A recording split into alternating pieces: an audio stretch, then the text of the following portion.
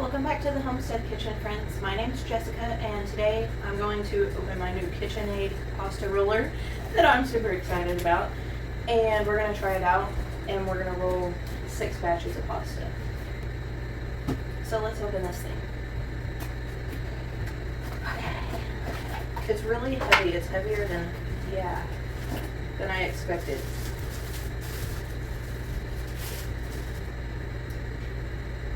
This is the roller. Do not immerse. See that? It's got a knob here so you can adjust the width of the rollers, so you can adjust the thickness of your pasta.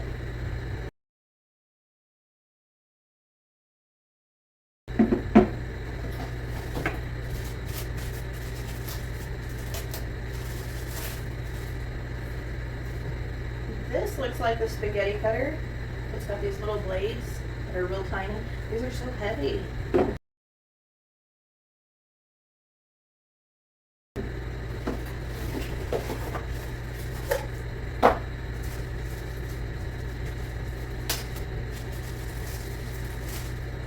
Yeah, and this is the fettuccine cutter. I don't know if you can see it from there. I'll try to zoom in for you, but the blades are a lot farther apart.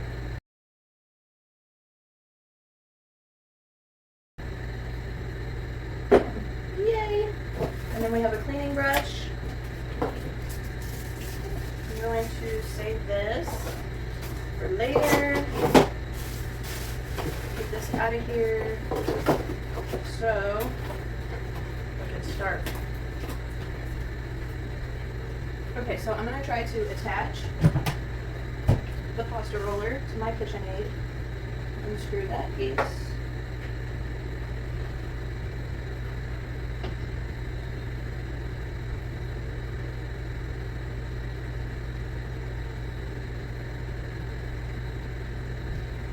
All attached. And then you pull this knob out to turn and adjust your sizes. So as the numbers increase, the width decreases. So we'll start at 1, which is the biggest width.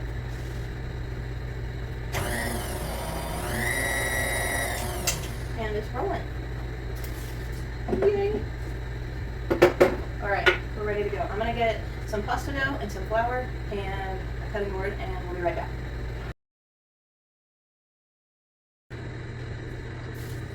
This is beet pasta. I made 6 batches.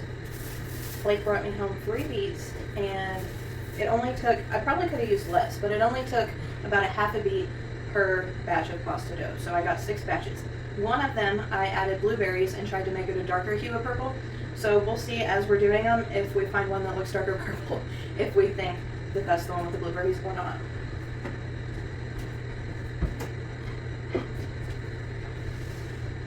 So I'm going to move the camera around here so you can see what I'm doing, and then we'll get started. Okay, so I'm just going to take some flour and dust my board so nothing sticks. And I'm also going to dust this pasta. And then I'm going to smash it out a little bit and divide it into sections.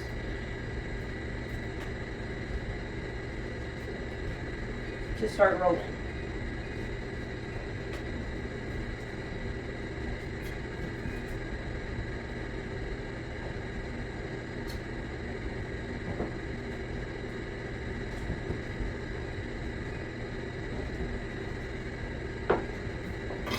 Okay, here we go.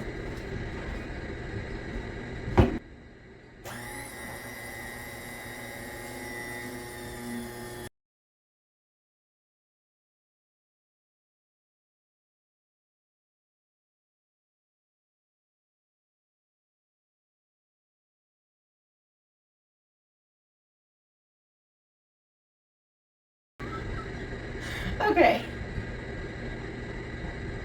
I gotta make sure this is in here tighter. There we go. Okay, I see now. I did not have it all the way in there. I was so excited and the pasta was coming through, and then all of a sudden... Okay. Then we're going to fold this dough in half and feed it through again. you hear that, I don't know if you could hear the little snap, but I was told that that little snap is how you know that the pasta is ready to roll and the gluten is ready to go. Okay, so we did 3 times, and I think what I'm going to do is I'm going to flour this surface and set my pasta over here and do all of it on the first setting and then go through and do it all on the second setting.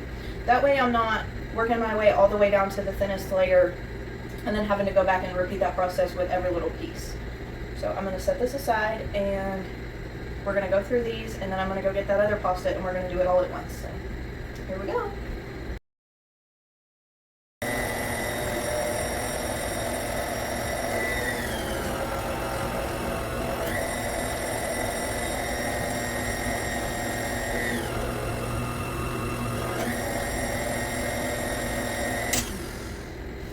Okay, so far I am ecstatic. It has worked so good.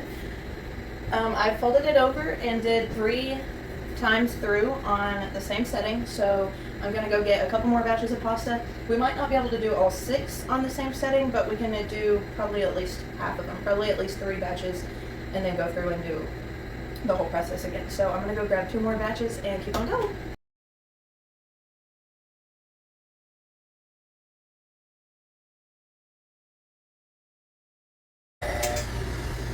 Okay, so I've done 3 batches so far, and I'm going to stop now and move on to the next setting on my roller because I'm afraid once these start getting bigger and thinner, then I'm not going to have room for all of them. So we're going to move to number 2 and put these all through again. And I'm very happy with this. Like, this is going so well, and I'm so excited. So cross your fingers that we have pretty pasta at the end.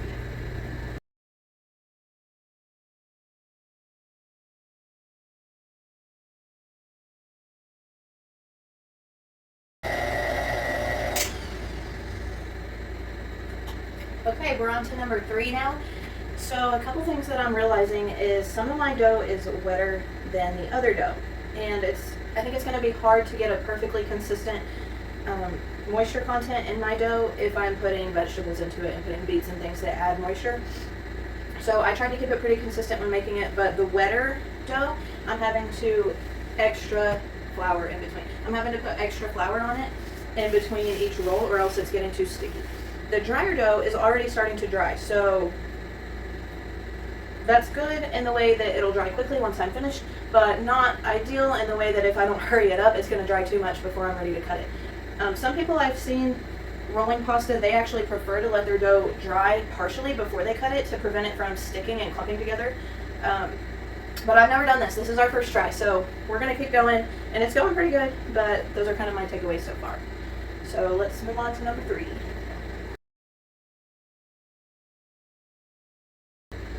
Okay, I'm definitely running out of room here, so I'm going to go ahead and do a couple all the way to the thinness that I want, and we're going to get those cut and set aside. That way I have room to finish. Next time I'll only do maybe 1 or 2 batches at a time, even if it takes a little bit longer. I just don't have the space.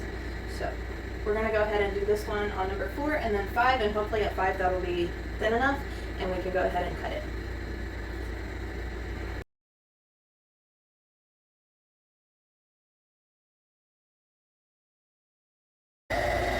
Look how long this is.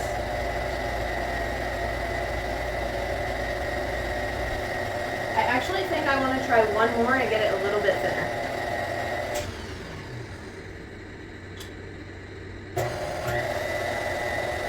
So this is going to be number 6.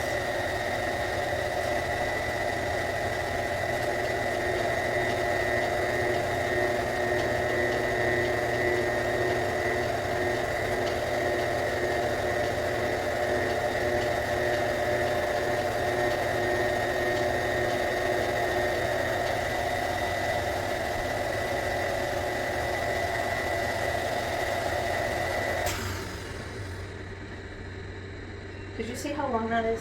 This has to be taller than me.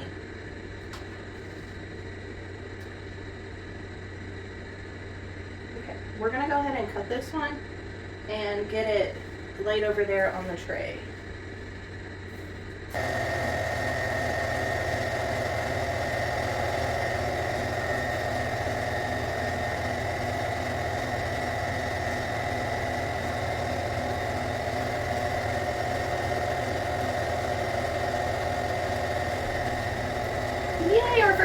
they're beautiful.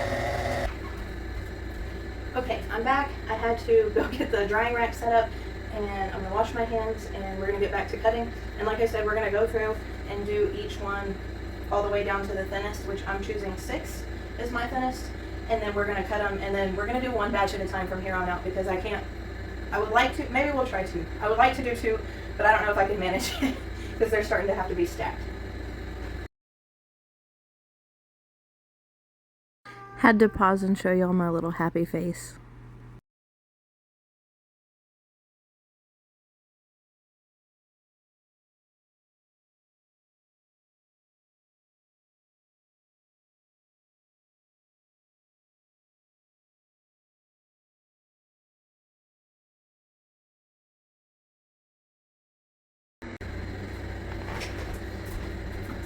Okay, I'm back, guys. I had to take a break and make a drink and a snack and get the baby.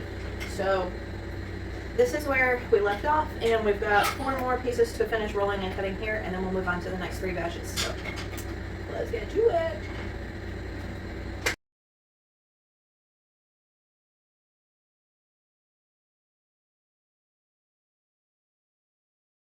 I noticed on the wet dough, or the wetter dough, those batches did not separate very well when they were cut, so I had to go through with my hands a lot and separate each cut and make sure that they weren't sticking together.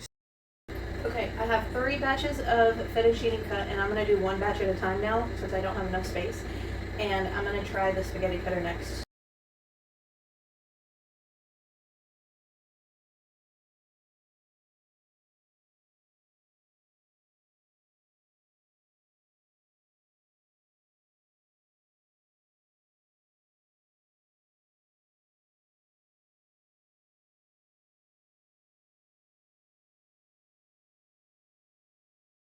So I'm going to stop here and let these dry a little bit, because with the spaghetti cutter being smaller, they're sticking really bad. And so when I started flouring them a lot better, that worked well. But until I'm going to go lay the baby down for a nap and let these dry out a little bit. And I think they're going to cut a lot easier for the spaghetti size once they're dried a little bit. So I'll be back soon, and we'll finish cutting this batch in spaghetti. Okay, I'm back, and these have dried out pretty good. They're kind of brittle now that they dried. I just cracked it doing that. But I'm going to try... She dropped her toy and saw me. I'm going to try rolling these out, and cutting them with the spaghetti cutter, and then I'm going to go get the baby girl. So They were actually too dry, and they just crumbled and would not go through the cutter wheel at all, so I made lasagna sheets with these. My drying rack did not work. I had to take all of them down and put them on a towel. All of my cut noodles, I had to put them on a towel on my table, because as they were drying, they were breaking off and falling and hitting the floor. And so I can't lose all of my noodles to the floor. So I had to take them all off and transfer them over to the table. And the sheets that were laying here that I was drying out to try for the spaghetti cutter did not work. They dried out too much, and the spaghetti cutter wouldn't even catch them to feed through. So I cut them into lasagna sheets, and I'm going to dry them, because I also tried to cut them into little squares to make bow ties, and it was too dry to pinch together to make bow ties either. So lesson learned on that. There's a fine line on how long to dry out your noodle or your pasta sheets before you cut them. I'm going to finish off these last 2 batches. I'm going to roll them out and cut them on the spaghetti cutter most likely, and then lay them out on a tray, probably clean this off and lay them out here to dry. This was a long, hard day of work, and at the end of the day, I was tired. I looked ridiculous. My hair was falling out. I ended up finishing off all 6 batches, though, while I had the kitchen dirty, and Blake was hanging out with baby girl. So it was good that I got it all done. On these, I ended up making little nests out of the spaghetti noodles. They looked like this, and I dusted them with flour real well so they wouldn't stick when cooked. I want to show rolling one out by hand, and we're going to make little bow ties with this one. I absolutely love the roller, but everybody doesn't have a KitchenAid, and I'm extremely lucky to have one, so we're going to roll one out. And that way you guys can see how that goes for us.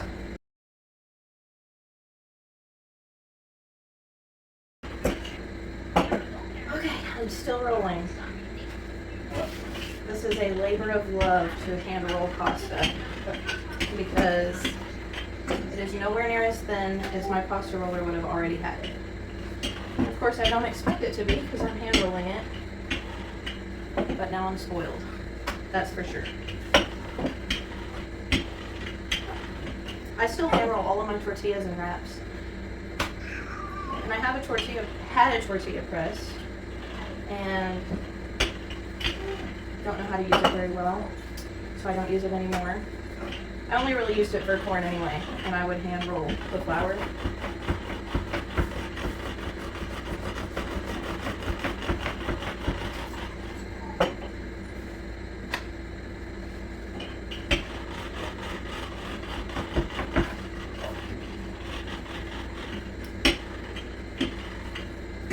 They say you're supposed to be able to read through your dough. My dough's purple, so that's not an option.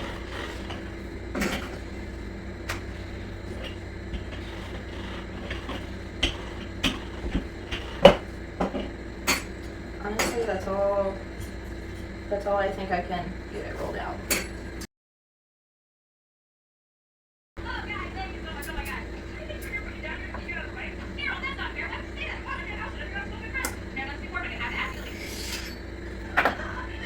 I just karate chopped that in half.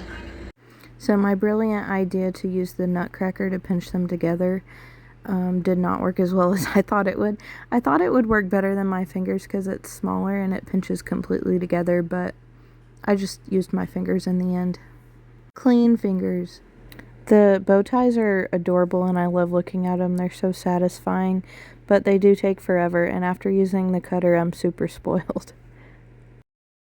In fact, you see me looking back here, and in this moment I am 100% thinking about using the pasta roller to do the next 3 portions of this batch, but for the sake of rolling one out by hand and really just gaining another appreciation for how spoiled I am, I went ahead and did it all by hand. And I needed the time anyway because my dinner that I made last night was in the oven, and so it had to have time to cook anyway. I did want to mention that I stacked some of these on this tray, but in our dry climate in our house, it dries super fast and it was not a problem for sticking or taking too long to dry out. I saved all of the scrap cuts from doing the pasta and cooked them up for dinner so we could enjoy some fresh pasta and try it out with our stuffed zucchini, and it was very good. It did taste more like beet than I thought it would, and that's probably because I used a half a beet per batch, and I should probably use less next time. So maybe not the best choice for, you know, certain like spaghetti, but I did put some spaghetti sauce on it and some cheese and peppers, and it was very good. Not what I would recommend to do with beet pasta though. I would highly recommend it for any cold pasta, any pasta salad, vegetable pasta, or anything like that. I think it would be awesome in. But thank you guys for spending your time with me and hanging out in the homestead kitchen today and learning how to roll pasta with me. I will see you guys next time, and stay tuned for more videos. If you like this video or you found any value in it, hit the like button and subscribe. That really would mean a lot to me. See you next time.